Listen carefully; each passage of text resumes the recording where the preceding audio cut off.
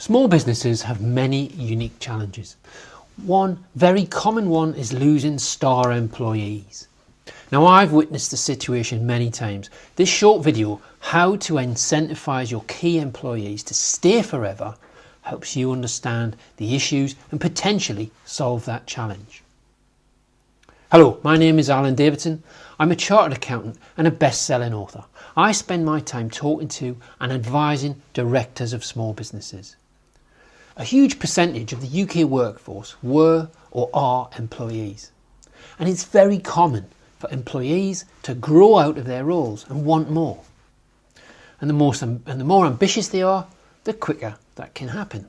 But also, the more ambitious they are, the more likely you as an employer will want to keep them in the team. Things usually come to a point where your employees don't feel valued anymore. So what's going on? Well, you've got the employee. What are they thinking? Well, they're thinking, I deserve more. I could go it alone and do better. I could get a better salary from one of our competitors. And actually, I'm the reason that this company is growing, but I'm not getting anything out of it.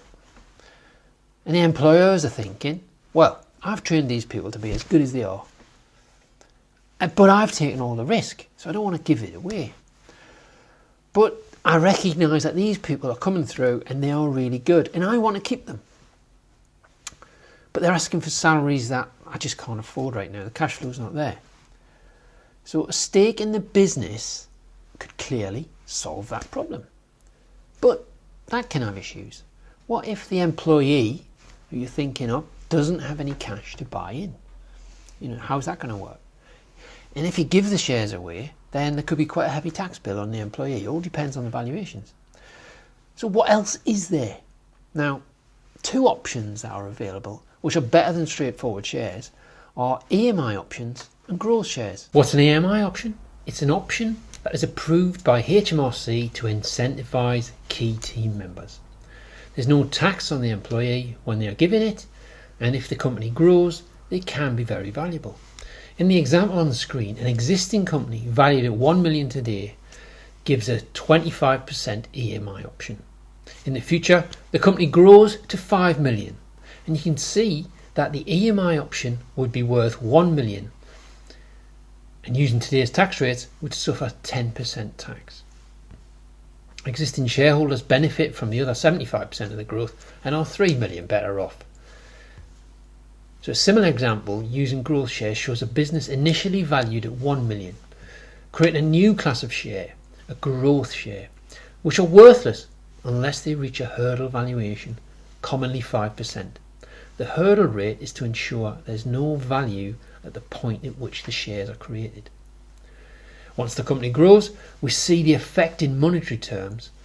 It's very similar, though because of the hurdle rate, the value is slightly less for the new growth share than with EMIs.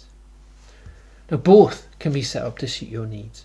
And one key worry for employers is, what happens if I set all these share schemes up and that key person leaves? Well, the simple answer is that you can build in clauses to both types of incentives to cater for good or bad leavers. Let's look at the differences between the two. So as you can see, on the left hand side we've got growth shares, and on the right hand side we've got the EMI options. They're very, very similar, but there are a few key differences. But let's go through line by line. So the tax.